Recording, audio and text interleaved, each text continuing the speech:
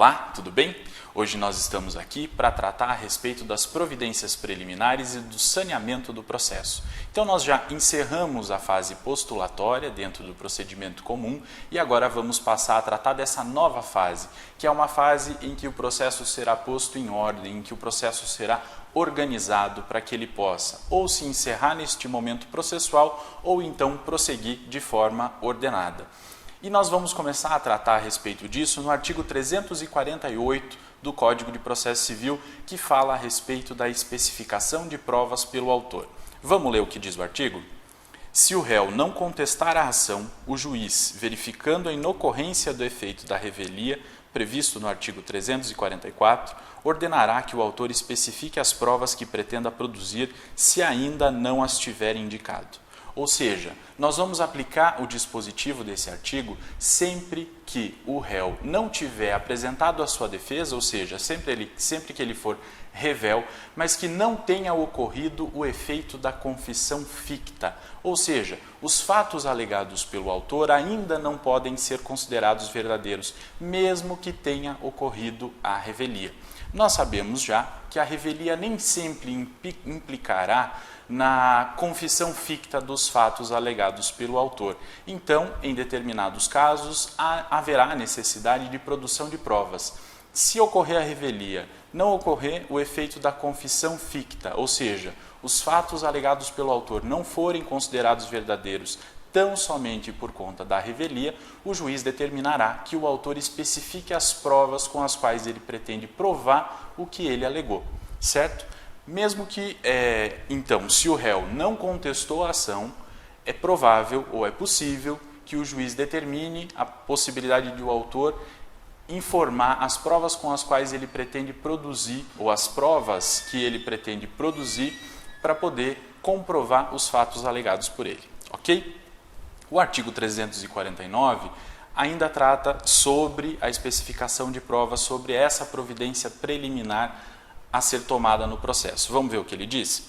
Ao réu revel será lícita a produção de provas contrapostas às alegações do autor, desde que se faça representar nos autos a tempo de praticar os atos processuais indispensáveis a essa produção. O artigo 349 trata, então, da possibilidade de o réu, mesmo que não tenha apresentado defesa, possa produzir provas para demonstrar que os fatos alegados pelo autor não são verdadeiros. Então é possível que o réu revel produza provas, desde que ele solicite ou que ele peça a produção dessas provas no tempo determinado para o processo na legislação específica, ok? Então é possível que o réu revel se defenda naquele processo a partir da produção de provas, mesmo que ele não tenha apresentado defesa. Ok? Então essa é a primeira providência preliminar a ser tomada na hipótese de ocorrer a revelia e não restar configurado o efeito da confissão ficta na revelia. Vamos agora para uma segunda providência preliminar que está prevista no artigo 350 do Código de Processo Civil. Vamos ler? Se o réu alegar fato impeditivo, modificativo ou extintivo do direito do autor, este será ouvido no prazo de 15 dias, permitindo-lhe o juiz a produção de prova. Nesses casos, nós temos a ocorrência dessa providência preliminar sempre que o réu apresenta uma defesa indireta, ou seja, ele traz um novo fato. E esse novo fato pode ser impeditivo, modificativo ou extintivo do direito do autor. Vamos imaginar, numa determinada situação, que as partes estejam discutindo uma obrigação contratual, que o autor esteja cobrando do réu o pagamento de uma dívida prevista num determinado contrato. O réu pode simplesmente defender-se de forma direta e negar a existência do fato constitutivo do direito do autor, mas ele pode também apresentar novos fatos, e esses fatos que é o que são previstos ali no artigo 350 do novo Código de Processo Civil, que podem ser extintivos, modificativos ou impeditivos do direito do autor. Se, por exemplo, o réu alegar que fez o pagamento da dívida, que ele cumpriu a obrigação, ele estará levantando um fato extintivo do direito do autor, porque todos nós sabemos que o pagamento da obrigação encerra, extingue a obrigação. Nesse caso, então, é do réu o ônus de comprovar esse fato.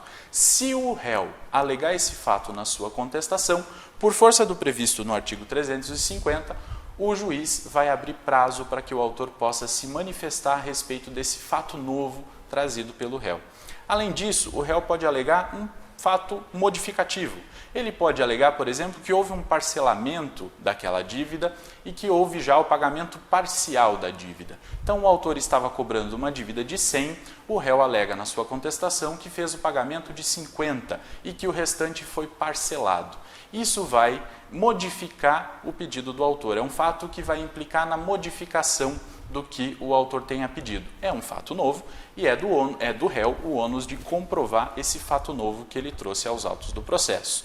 E é possível também que o réu traga um fato impeditivo. Vamos imaginar que o réu alegue na sua contestação que o contrato ou que a obrigação prevista no contrato não foi cumprida por parte do autor. Então, o autor tinha uma determinada obrigação prevista no contrato e o réu deveria dar a contrapartida àquela obrigação a ser cumprida pelo autor. E alega o réu na sua contestação que o autor não cumpriu a sua obrigação. Ele faz, então, a exceção do contrato não cumprido.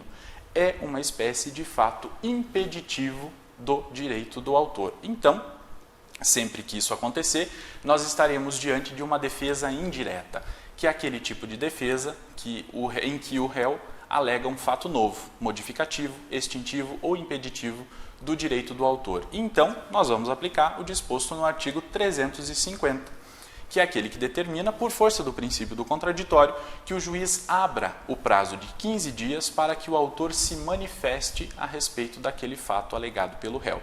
E é importante dizer que quando o autor é intimado para se manifestar a respeito desses fatos novos, ele deve, caso queira, impugnar os fatos de forma especificada. O mesmo ônus que se impõe ao réu na sua contestação de impugnar de forma especificada os fatos alegados pelo autor na sua petição inicial, impõe-se ao autor o ônus de especificadamente impugnar os fatos novos trazidos pelo réu na sua contestação. Se ele não o fizer, os fatos alegados pelo réu serão presumidos verdadeiros. Então, o autor deve ter muito cuidado quando o réu trouxer na sua contestação fatos novos, quando ele formular na sua contestação uma defesa indireta, ok? Que é isso que está previsto lá no artigo 350. A terceira providência preliminar que pode ser tomada está prevista no artigo 351. Vamos ler? Ele diz assim: se o réu alegar qualquer das matérias enumeradas no artigo 337, o juiz determinará a oitiva do autor no prazo de 15 dias, permitindo-lhe a produção de prova. O artigo 351, então, vai tratar a respeito da alegação pelo réu de defesas processuais, de defesas preliminares. E aí, o 351 obriga o juiz a abrir prazo para que o autor se manifeste a respeito daquelas defesas processuais trazidas pelo réu na sua contestação. E o autor deve fazê-lo, então, no prazo de 15 dias. É possível ao autor a produção de provas para tentar desconstituir aquela defesa processual realizada pelo réu na sua contestação, certo? Além disso, o artigo 352 e o 353 vão tratar sobre essa providência preliminar. Vamos lá conferir o que esses dispositivos trazem. O 352 diz: verificando a existência de irregularidades ou de vícios sanáveis, o juiz determinará sua correção em prazo nunca superior a 30 dias. E o 353 diz que, cumpridas as providências preliminares ou não havendo necessidade delas, o juiz proferirá julgamento conforme o estado do processo, observando o que dispõe o capítulo 10. Então, o 352 vai tratar sobre as irregularidades ou vícios que sejam sanáveis. Nós já conhecemos o princípio da instrumentalidade das formas no processo. Nós sabemos que, por força desse princípio, todos os defeitos processuais que possam ser sanados devem ser sanados. Então, o juiz, ao verificar que o réu, na sua defesa, alegou um vício sanável, um defeito na forma do processo que possa ser sanado, ele vai determinar que o autor, então, no prazo máximo de 30 dias, sane esse vício, que o autor corrija esse vício, a fim de que aquele ato possa ser aproveitado e o processo possa prosseguir. Já o 353 encerra a fase das providências preliminares e fala que se forem cumpridas as providências preliminares ou se não houver a necessidade delas, o juiz vai proferir o julgamento conforme o estado do processo, que é o que nós vamos ver na sequência. Então, nós aprendemos até aqui as providências preliminares, que são providências a serem tomadas pelo juiz, abrindo prazo para que o autor se manifeste sobre as defesas formuladas pelo réu ou sane eventuais vícios que tenham ocorrido no processo até aquele momento. Ok? Agora, nós vamos passar a tratar a respeito do julgamento conforme o estado do processo.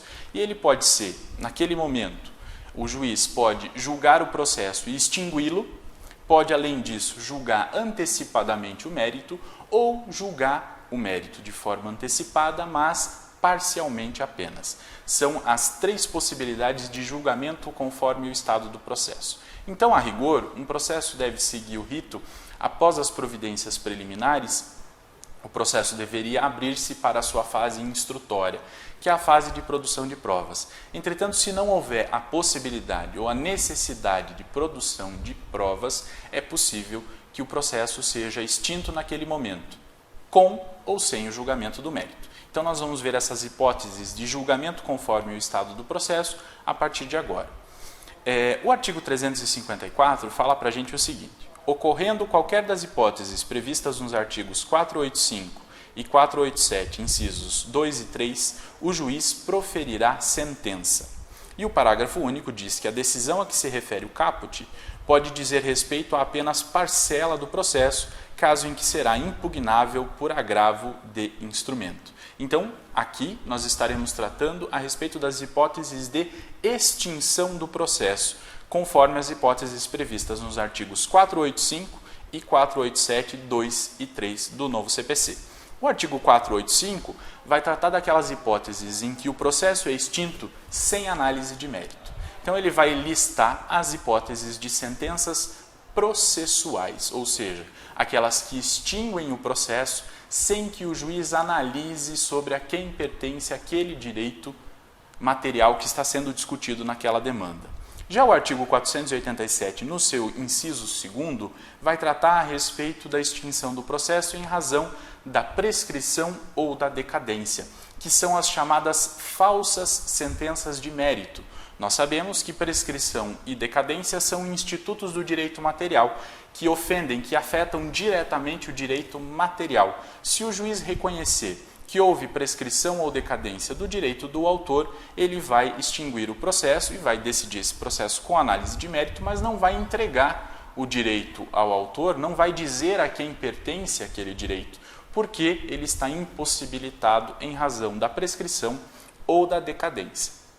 E o artigo 487, inciso 3º, trata das hipóteses em que o juiz vai homologar. E ele pode homologar, por exemplo, uma transação, um acordo feito entre as partes e vai julgar o processo no estado em que ele se encontra, porque ele só vai chancelar a vontade das partes aí que entraram em um acordo e transacionaram a respeito daquele direito discutido naquela demanda. É possível também que o juiz homologue a renúncia do direito formulada pelo autor. Então, o autor pede em juízo um determinado direito e, em seguida, ele renuncia a esse direito material. Convém lembrar que a renúncia é diferente da desistência. Quando o autor desiste da ação, ele está desistindo do direito de provocar o Poder Judiciário naquele momento. Ele não está desistindo do seu direito material, que é objeto daquela demanda. Quando ele renuncia, ele está dizendo, ele está abrindo mão do seu direito material. Então, isso tem a ver diretamente com o direito material e não tem a ver diretamente com o processo. Vai ter efeitos no processo, porque se o autor renunciar ao seu direito, o juiz deverá homologar essa renúncia. A diferença de uma desistência para uma renúncia é que a desistência, se o autor desistir da ação, ele poderá propor essa ação novamente, ele poderá pedir aquele direito em juízo a partir de outra demanda. Já se o autor renuncia ao seu direito material, ele não pode querer em outra demanda receber a proteção àquele direito material ao qual ele já renunciou em um processo passado. E além disso, o juiz pode, por força do artigo 487, inciso 3º, homologar o reconhecimento jurídico do pedido, que é quando o réu, em vez de formular sua defesa, reconhece que o autor tem razão.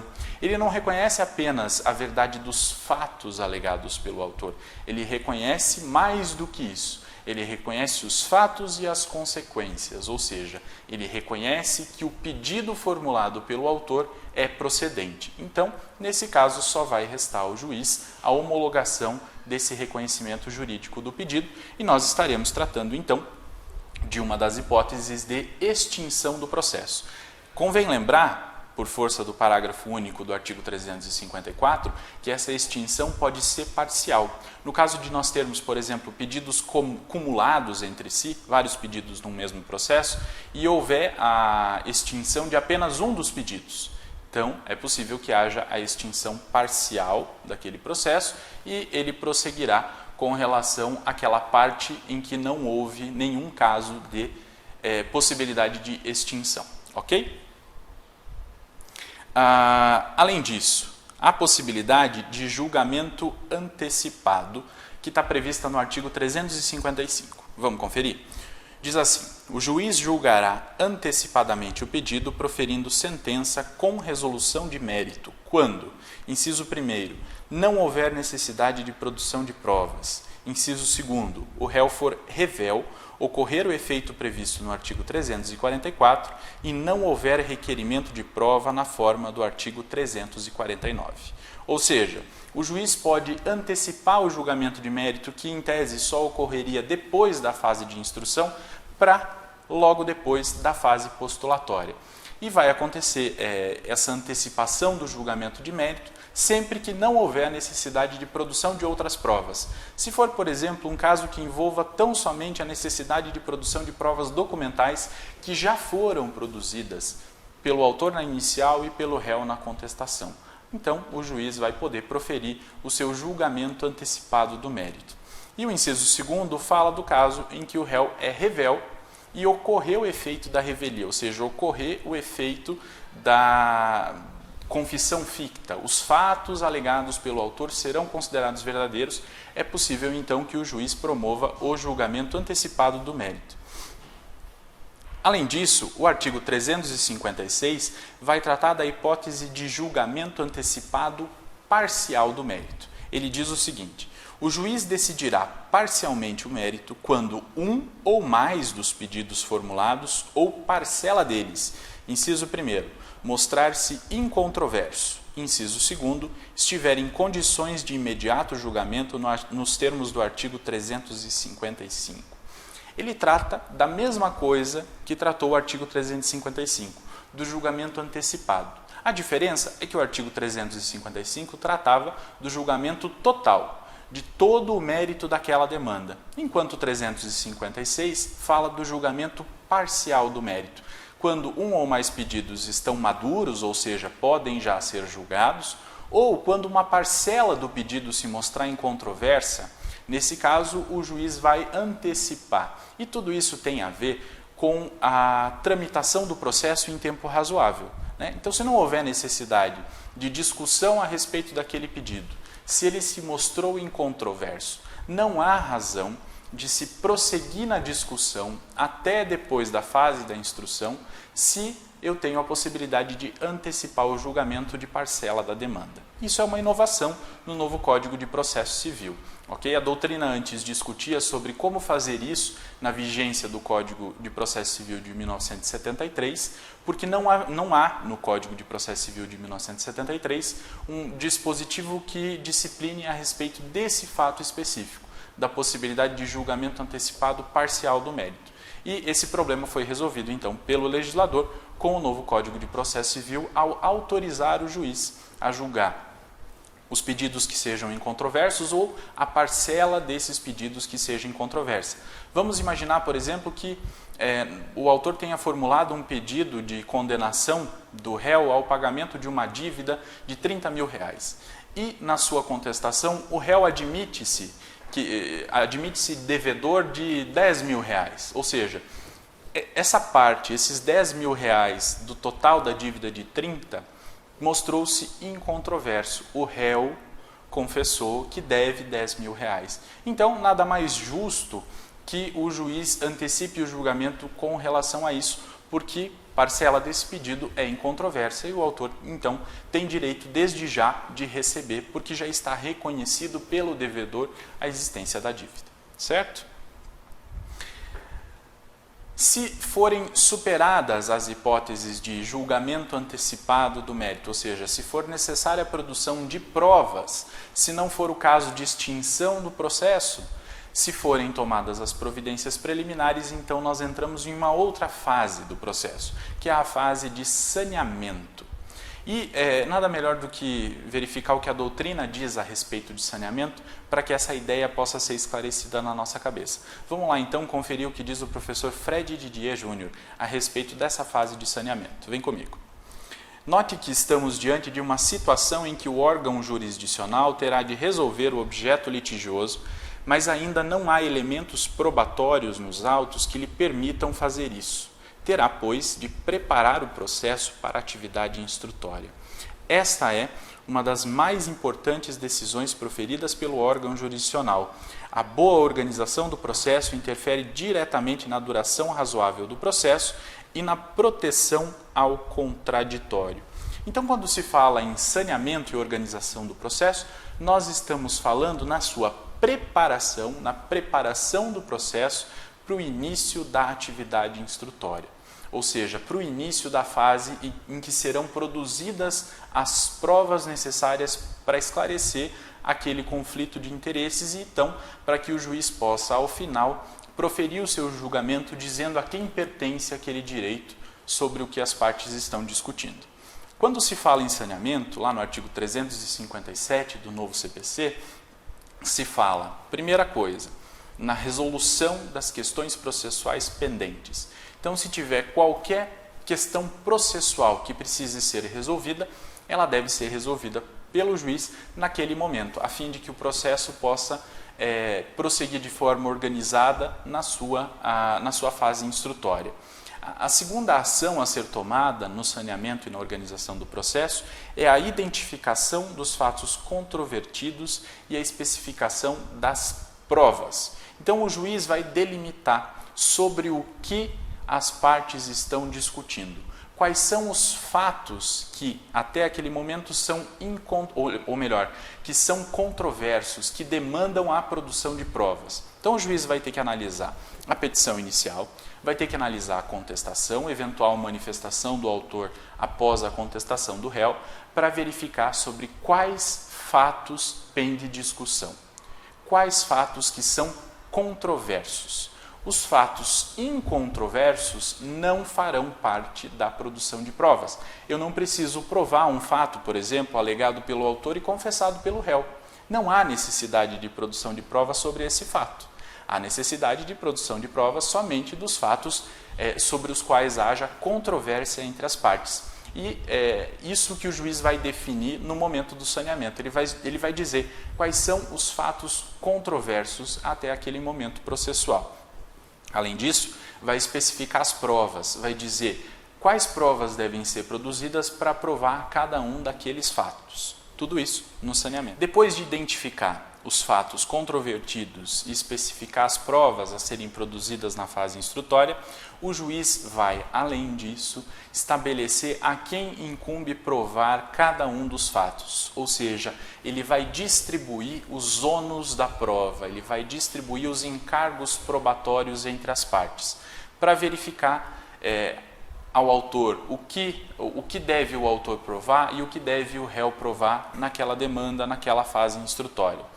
Quando o novo CPC, no artigo 357, estabelece que o juiz, na fase de saneamento, deve distribuir os ônus da prova, ele acaba com uma discussão a respeito de se essa distribuição do ônus da prova era uma regra de julgamento ou era uma regra de processamento. Essa discussão existe até hoje no direito brasileiro, tanto na doutrina quanto na jurisprudência, para saber se o juiz vai fazer a distribuição do ônus da prova no saneamento, ou seja, antes da fase de instrução, antes do início da produção das provas, ou no julgamento, depois que as provas já foram produzidas. Há uma grande discussão sobre isso que o novo CPC resolveu. Então ele vai estabelecer que o juiz deve definir a quem incumbe provar o quê e vai fazer isso na fase de saneamento, ou seja, a distribuição do ônus da prova passa a ser definitivamente uma regra de processamento, uma regra de procedimento. Então as partes vão saber desde logo a quem incumbe provar cada um dos fatos. Então elas vão poder desenvolver a sua atividade instrutória em cima dessa segurança, porque a cada uma delas vai ter uma incumbência diferenciada. Ok? Além disso, o juiz vai delimitar as questões de direito envolvidas na demanda, para saber sobre o que. Então, o juiz já definiu lá quais são as questões de fato, quais são os fatos controversos até aquele momento processual naquela demanda. E agora o juiz vai definir quais são as questões jurídicas que estão sendo discutidas, quais são as teses que estão sendo discutidas nesse processo, ok? Para que toda a sua atividade de julgar ao final do processo se concentre então em cima dessas questões de fatos e dessas questões de direito sobre o que pendeu controvérsia. E além disso, ele vai designar, se for necessário, a audiência de instrução, ou seja, ele vai designar se houver a necessidade de oitiva das partes, oitiva de testemunhas ou de oitiva de peritos e assistentes técnicos, o juiz pode designar a audiência de instrução para que essas provas orais possam ser, enfim, produzidas. Não são em todos os processos em que é necessária a produção de provas orais. Então, nem em todos os processos vai ser realizada a audiência de instrução.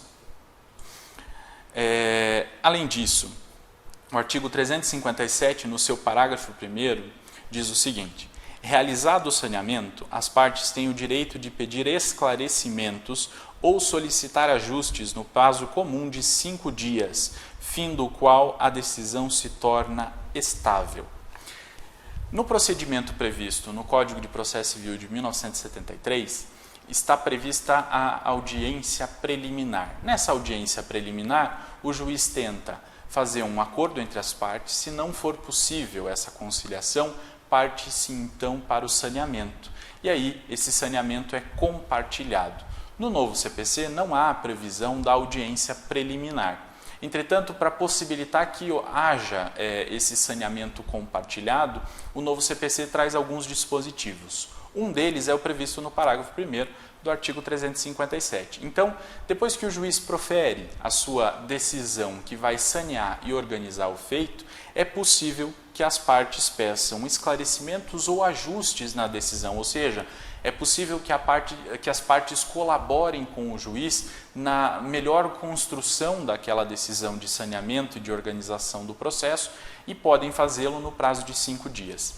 Passado o prazo de 5 dias, aquela decisão se torna estável, ou seja, ela só vai poder ser impugnada, não mais de regra por agravo de instrumento, conforme previsto no CPC de 73, só vai poder ser impugnada de regra nas razões ou nas contrarrazões de apelação, se houver.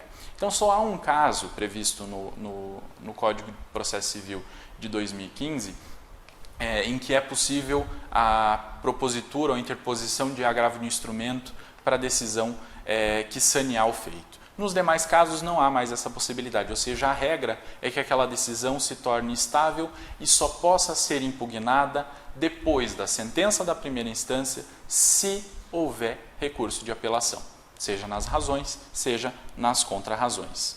O parágrafo 2º diz o seguinte: as partes podem apresentar ao juiz para homologação delimitação consensual das questões de fato e de direito a que se referem os incisos 2 e 4, a qual, se homologada, vincula as partes e o juiz. Também é uma possibilidade de as partes colaborarem para a atividade de saneamento e organização do processo pelo juiz.